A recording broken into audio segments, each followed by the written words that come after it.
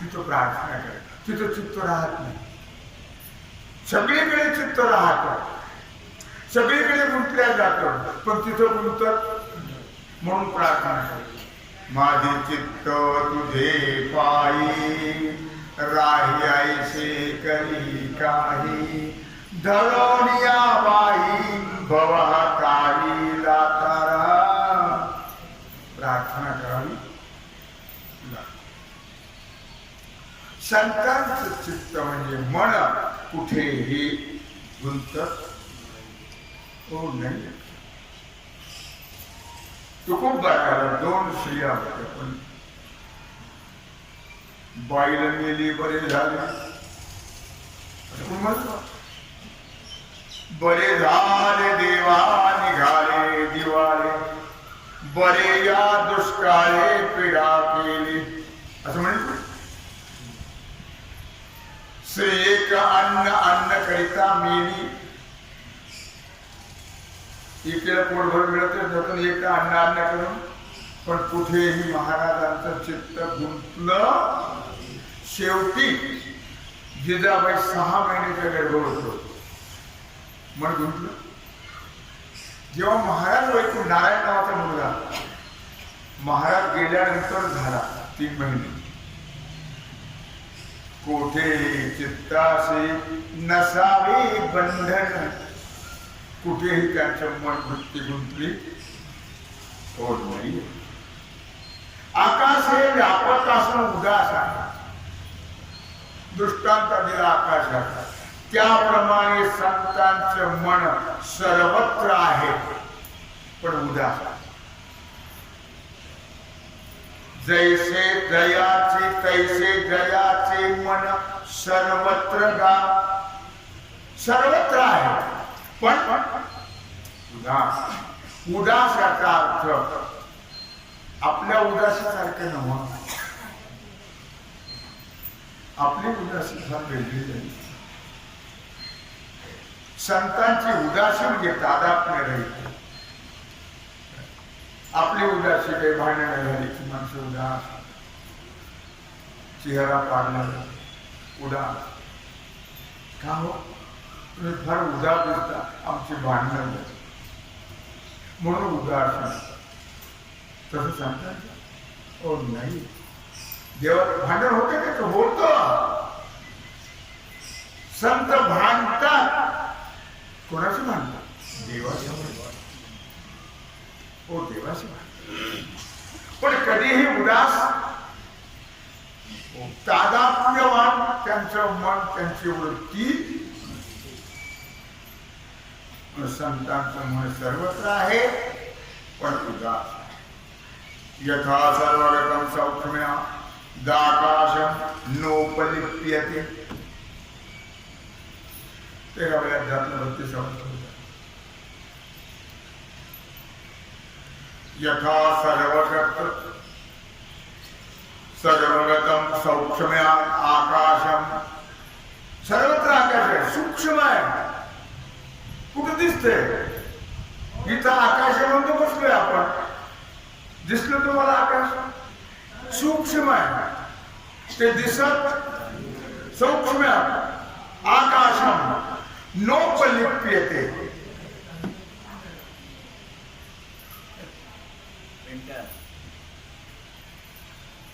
ते कुठंही अलिप्त राहत, लिप्त राहत. अलिप्त जळी गगन जैसे. जसं आकाश हे अलिप्त आहे तसं संत चित्त अलिप्त. कुठेही नोपलिप्यते. ते कुठेही लिप्त राहत. आगा आकाश के नाही. भागवत 11वा अध्याय 401. आगा आकाश के नाही नरिगे कवने ठाई. परे कैसे नहीं कही गाली देना जैसे. गाली देना म्हणजे गाडीवर बसत नाही. गाली देणं लिप्त होतो. गाली देणं अर्थ लिप्त होतो. आगा आकाश के नाही, कुठं नाही आकाश. बाटलीत आकाश आहे म्हणून पाणी भरतं. आपल्यात आकाश म्हणून अन्न पाणी जातं. आकाश के नाही, आकाश कुठं नाही. ते नरघेची कमनी ठाई, ते कुठं प्रवेश करत नाही असं हो नाहीये लक्षात. परी काहीसे नाही, सगळ्या ठिकाणी आहे पण कुठेही लिप्त होत कुल कायदा लावत हो नाही. मनसी असोया देही, कोण्या हेतु तो विदेही. उद्धवा ऐसे कल्पिशी काही, तो दृष्टांत पाही सांगेन. भगवान तुम्हाला सांगताय भागवतामध्ये पुढची ओळी 403-2. मनसी असोनिया देही, कोण्या हेतु तो उदेही. देहात असून तो विदेही कसं काय. देहात असून देहाचा तादात्म्य नसणारा विदेही म्हणतात. आपण विदेही आहोत का नाही. आपलं तादात्म्य आहे की नाही आहे. पण देहात असून विदेही, ते देहात असून देहाचं तादात्म्य. कोण्याही तो विदेही. मग देहात असून देह तादात्म्य का नाही असं यदा कदाचित उद्धवा कल्पना तू करशील. ऐसे कल्पेशी काही, तुला तो दृष्टांत सांगतो ऐक. आकाश सर्वा माझी असे दृष्टांत त्याच्याकडे. देहात असून विदेही कसं त्याच्याकरता दृष्टांत. आकाश सर्वा माझी असे,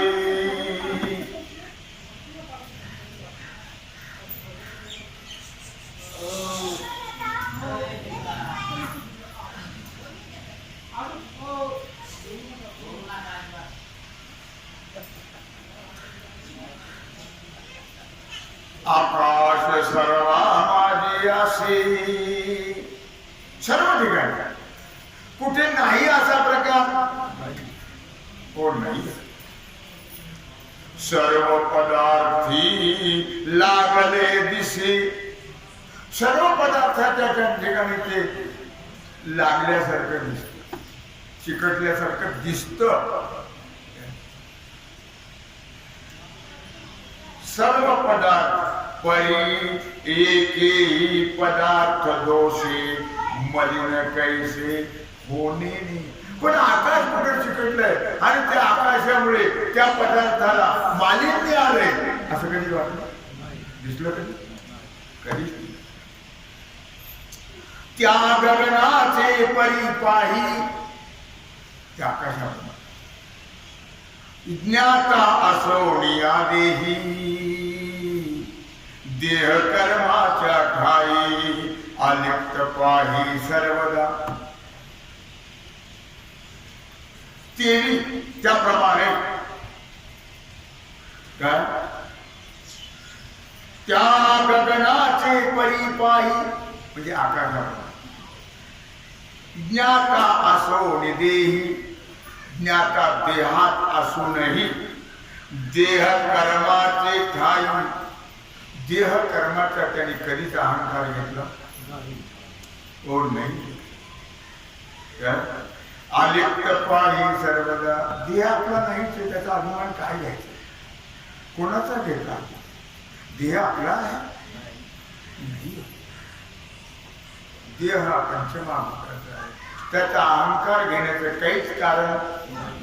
तुम्हाला हक्क ओ देह हा पाताचा आणिला उसणा, हे भारुत्री आहे, याचा अभिमान घेता तुम्ही. व्यर्थ आहे परमार्थ, त्याचा काही उपयोग नाही. लक्षात काय म्हटलं काय. त्या गगनाचे परिपाही ज्ञाता असोनिया देही. त्या आकाशात जसं आकाश सर्वत्र आहे, पण आकाश आणि कुठली वस्तू पदार्थ लिप्त होत दोषी होत होती, तसा ज्ञाता या देहात आहे, पण देह कर्माच्या ठिकाणी कधीच त्याला माझं मी म्हणत, त्याच्या ठिकाणी कधीच गुंतन, त्याला कळलेला आहे देह माझा.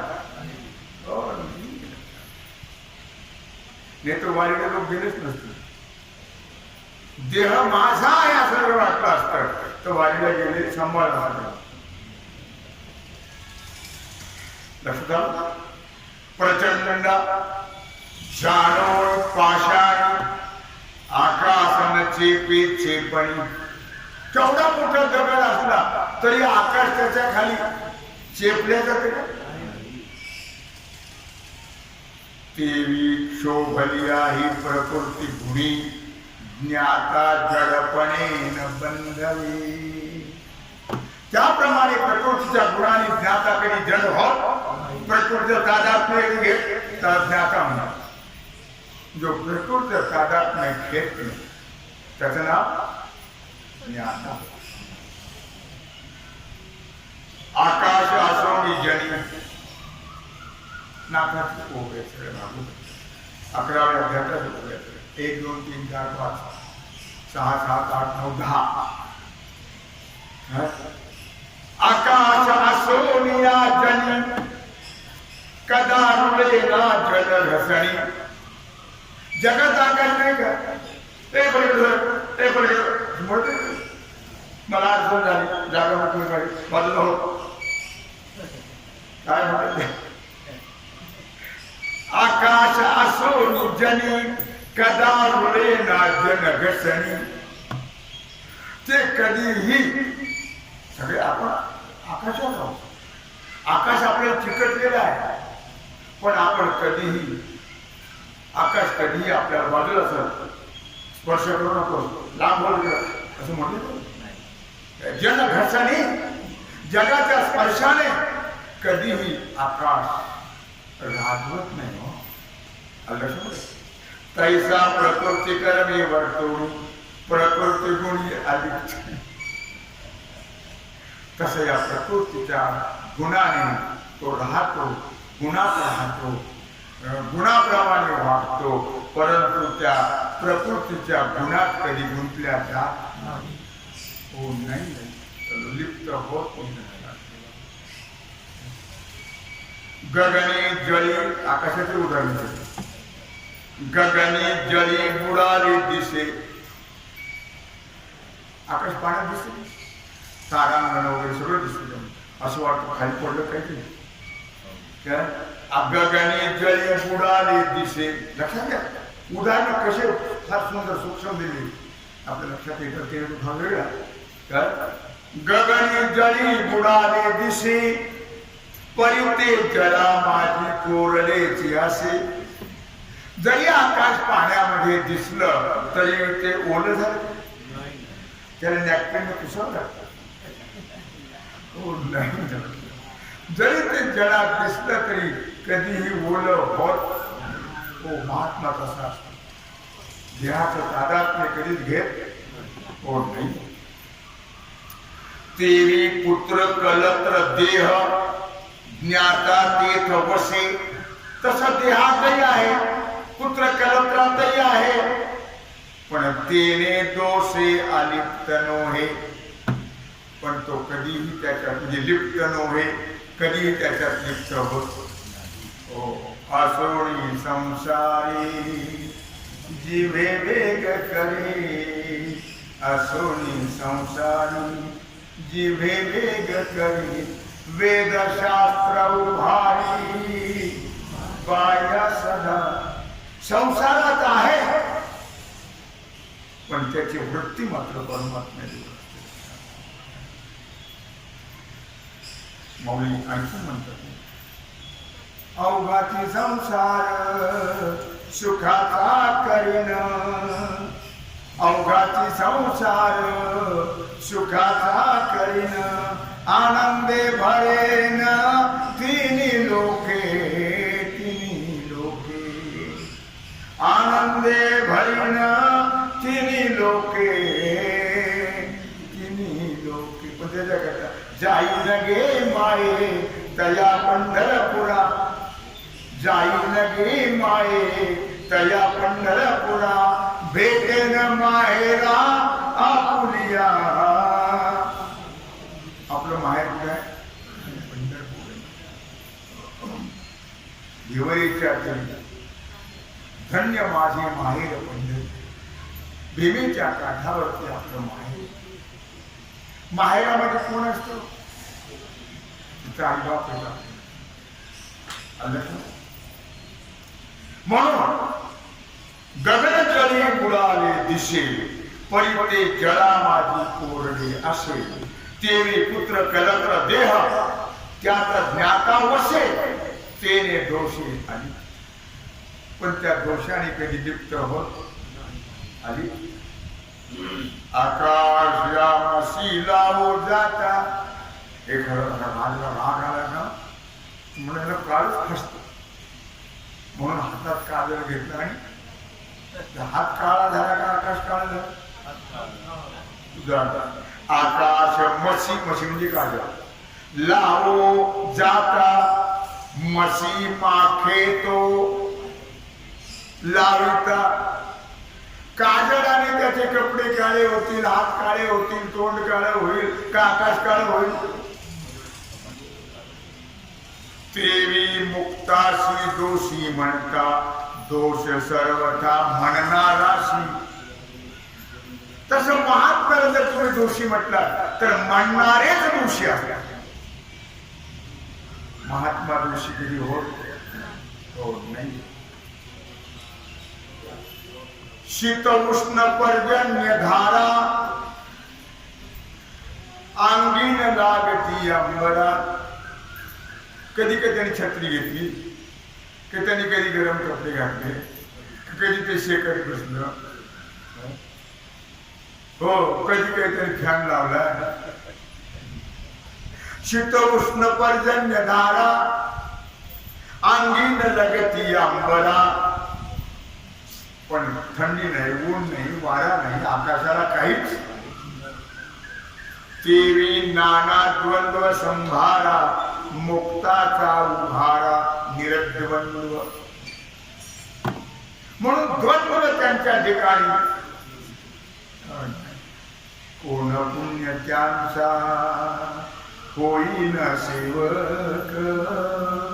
कोण पुण्य त्यांचा होईन सेवक. जिही द्वंद्वाधिक दुराविले. जिही द्वंद्वाधिक. कोण पुण्य त्यांचा होईन सेवक. जिही द्वंद्वाधिक दुराविले. जे कधीही द्वंद्वामध्ये ते द्वंद्वातीत झाले असतात, भेदातीत झाले. द्वंद्व त्यांना कधीही बाधा करत नाही. येवोनी नाना मेघ पटले. आकाशातच उजाडतात. गडगडगणे गगन झाकोळे. अनेक प्रकारचे ढग येतात. आकाश सगळं झाकल्या जात. गडगडाट ढगांचा होतो, ढगाचा नसतो तो. कारण शब्द पण हाकला आहे, आकाशाचा आहे. हा शब्द आकाशाचा गुण आहे. आपण म्हणतो काय ढगाचं नाही आहे, तो आकाशाचा गुण आहे. शब्द लक्षात घ्या. गडगर्जना काय म्हटलं या ठिकाणी? येवोनी नाना मेघ पटले. अनेक प्रकारचे ढग आहेत. गडगडजने गगन झाकोळे. गडगडाट करत आकाश ते ढग झाकून.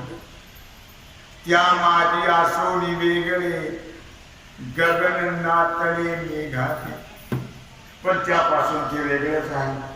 कधीही ढगाच्या ठिकाणी लिप्त होत. माझ्यामुळे पाऊस पडतो, माझ्यामुळे माझ्या आधारावर ढग राहतात असं कधी आकाशाने मुळीच नाही. महात्मा त्यांची लक्षणं महात्म्याची लक्षणं कशा करता सांगतात एवढं निक्षून ते आपल्या ठिकाणी भानावेत. त्याच्या महात्म्यांची लक्षणं आपल्या ठिकाणी जर बांधले तर आपण हे मुक्ता ते निर्धारित लाभे आपणीच मुक्तता. फोटोकडे बघून नवा मुक्ताचा विचार केला महात्म्याचा म्हणजे ते मोक्ष आपल्यालाही प्राप्त. त्याच्याकरता सांगतात उगी करमणूक म्हणत नाही. त्या माझी आसोनी वेगळे गगना तळे मेघ. ढगाच्या ठिकाणी ढग आकाशात आहे पण ढगापासून आकाश वेगळं आहे. कधीही त्याच्यामध्ये गुंतलं हो नाही. तेरी त्याप्रमाणे दृष्टांत दिल्याचा सिद्धांत सांगतात. तेरी मोह ममतेची कडारी मुक्ताशी करती तारा तोडी चेतव त्यासन लगे मुडी परापर थडी आली. आता तुम्ही विचार करा मोह ममता हे मुक्ताच्या ठिकाणी नसतात असं समजू नका. त्यांची ओढाताण ते करत नाही असं समजू नका. मोह ममता ही त्यांच्या ठिकाणी आहे ते त्याच्यात नाही तो भाग सोडून द्या. पण मोह ममता त्यांच्या ठिकाणी नाही का आहे पण ते त्यांच्या ठिकाणी नसतात. ते ओढाताण त्याची करत नाही का महात्म्याचे करतात पण ते मात्र त्यांच्या गुंत्याने गुंतत नाही. परापर थळी अलिप्त ते मात्र अलिप्त. मोह ममता घरदार आहे बाच्या पुढं आहे सगळं आहे. मोह ममता नाही का आहे पण त्यात ते लिप्त होत ते त्याची ओढाताण करतात. हे मोह ममता कोणाची ओढाताण करतात पण महात्मे त्यात लिप्त होत नाही. गगनाशी आगी लावू जाता अग्नी विझोड जाय सर्वथा. ते म्हणजे आपण आकाशाला आगच लावून देऊ. आकाशाला आग लावायला गे पण आगी राहिला का विझून जातो. तो जाळू शकत नाहीये. तेवी त्रिगुणी मुक्ताशी बांधता गुणी सगुणता निमाय.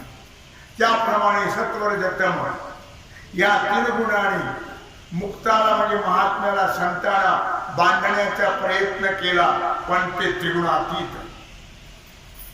किती जरी या तीन गुणांनी प्रयत्न केला त्याला बंधन करण्याचा पण ते त्या बंधनात गुंतल्या जात कारण ते गुणातीत असतात. गुणातीत गुणात असतात पण गुणातीत असतात. कारण त्यांच्यात सत्वगुण आहे. प्रेमाने शिकवतात तेव्हा सत्वगुण असतात. प्रेमाने रागवतात तेव्हा रजोगुण असतात तमोगुण असतो. दक्षिणेची इच्छा करतात म्हणजे रजोगुण असतो. हो करतातच ना पण या तिन्ही गुणापासून अलिप्त असतात. करत असतील करणार पण हे मात्र त्या तिन्ही गुणातून अलिप्त वेगळे असतात.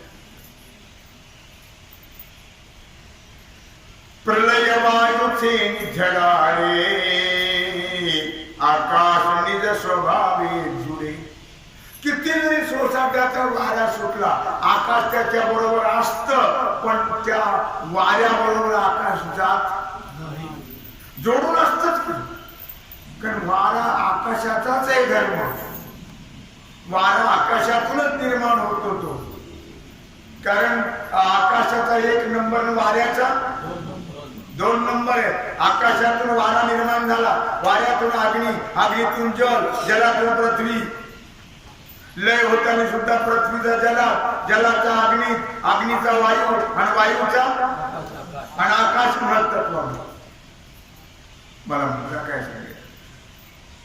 प्रलय वायूचे झडाडे आकाश स्वभावे जुळे, ते स्वभावतच आकाश वायूला जोडलेला आहे. लक्षात घ्या, सगळा वायू गगनी पुढे, पाहता नातुडे गगनीही. सगळा वारा किती मोठा सोसा त्याचा सुटला, केवढंही वादळ निर्माण झालं तर ती आकाशातच सामावलं. कुठं सामावलं? आकाशातच. पाहता नातुडे गगनी. पण आकाश मात्र कधी त्या वायू त्या ठिकाणी गुंतलेला नाही.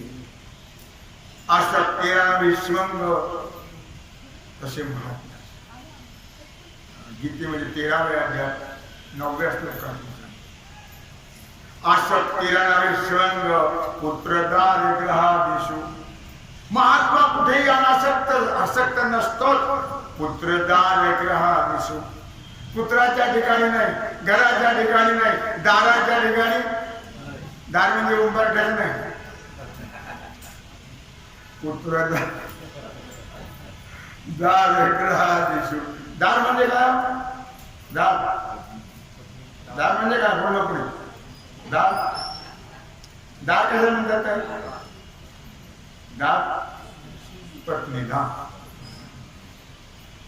पुत्रदार ग्रहादिषु.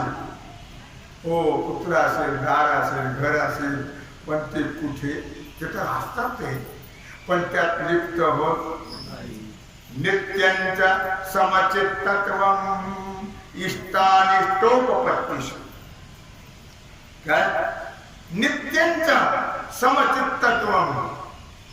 सर्व नित्य असतात ते त्यांच्या ठिकाणी, समान असतात. चित्त त्यांचं समान आहे सगळ्या ठिकाणी. पण इष्टानिष्टोपपत्तीषु. इष्ट प्राप्त होणे तर अनिष्ट प्राप्त हो. त्यांना इष्ट अनिष्टाची बाधा होत नाही. हो नाही. यावरती ज्ञानोबा खूप सुंदर लिहित आहे. काय साधारण 9व्या 13व्या अध्यायातच बघून घ्या ओव्या 594 ते 603. या 7-8 ओव्यातून याचा सुंदर विचार सांगितलेला आहे. वेळेच्या अभावी मी सांगू शकत नाही. असं मला मुद्दा काय सांगायचा आहे की महात्मा कसा, याचा विचार आपण करत आहोत. लक्षात ठेवा, काय व्यापक आणि उदास, जैसे का आकाश तैसे दयाचे मानस सर्व.